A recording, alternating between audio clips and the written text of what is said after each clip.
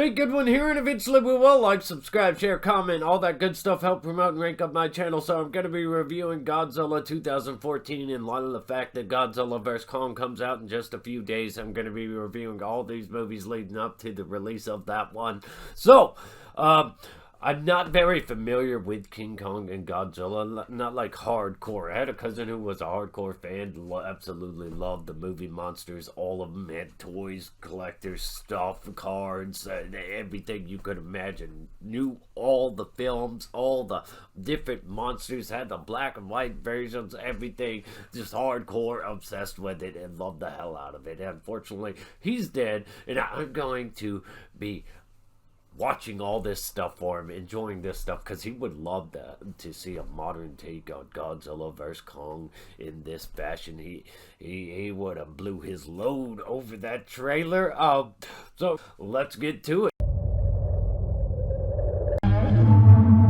Right, so the positives. Bryan Cranston was amazing for about 30 minutes, and then the movie started breaking bad. Fortunately, that signature Heisenberg blue meth gave Godzilla the charge he needed in the end for that visually stunning atomic fire breath that lights up the screen in dazzling fashion. Godzilla himself looks stunning. Wrecks house. All the crazy chaotic destruction done to these cities by monsters at each other's throats and being regulated to mostly having to see it from ground level, human perspective. That worked pretty well for me. But you may have missed Jesse from Breaking Bad cheering, "Yeah, bitch." And if you missed it, it's because it didn't happen. I know I'm a fucking tease, much like this movie is, with brief moments of the title character, but we'll cover that in the negative. Taylor and Elizabeth Olsen, Quicksilver and Scarlet Witch married? I mean, good God, Wanda, is this reality the reality you secretly desired? What would Vision say? Something's wrong here, Wanda. There's a lot of destructive action that really makes you feel the weight of these monsters being real. And I know there's Godzilla fat jokes, but let's get serious. Trampling everything beneath their feet, great shots, cinematography, epic score, intriguing lore, and I really enjoyed the opening credits, those kind of redacted credits, government cover-up theme. That stuff was really interesting to me. Bryan Cranston really is where it's at for me in this movie, though. Even though he's not in here a big chunk or the majority of the time, his character had so much weight and substance to it that made you want him to stick around for the entirety of the film, and perhaps it would have been better if he did. With that said, though, let's get into the negative.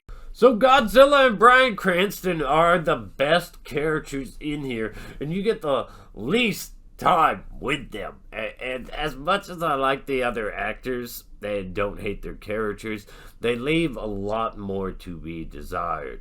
Ultimately, you don't really get a character to strongly latch onto for the majority of the movie. The movie itself is also poorly structured.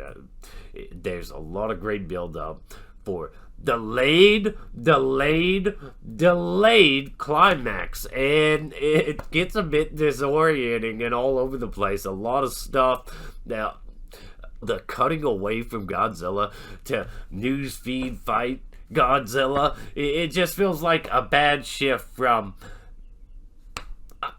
It does this like multiple times in the movie, not to a newsfeed, but it cuts away just as the action's about to get good. It just feels rather bad. It feels jarring to tease people in that way. It's a shift that gives people the finger rather than, drawing them in with more anticipation. It feels like the director was trying to convey, haha, fuck you, to the audience.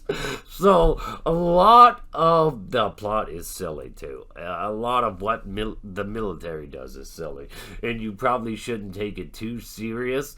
if you want to immerse yourself in this reality and enjoy this film for the godlike monsters throwing down, the monster mashup, the monster mayhem.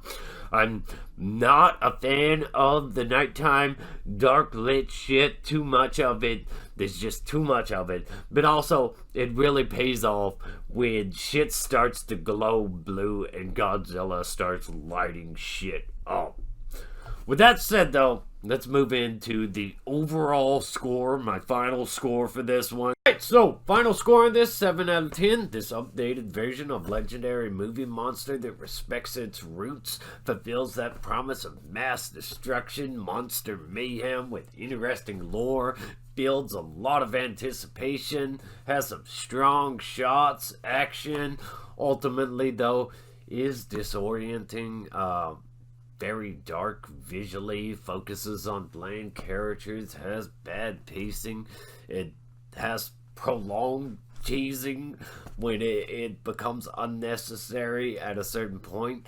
But it is pretty strong in a lot of different ways. However, I do feel that if it was not based on legendary movie monster Godzilla, that it probably would have performed worse and probably would be viewed worse than it actually is.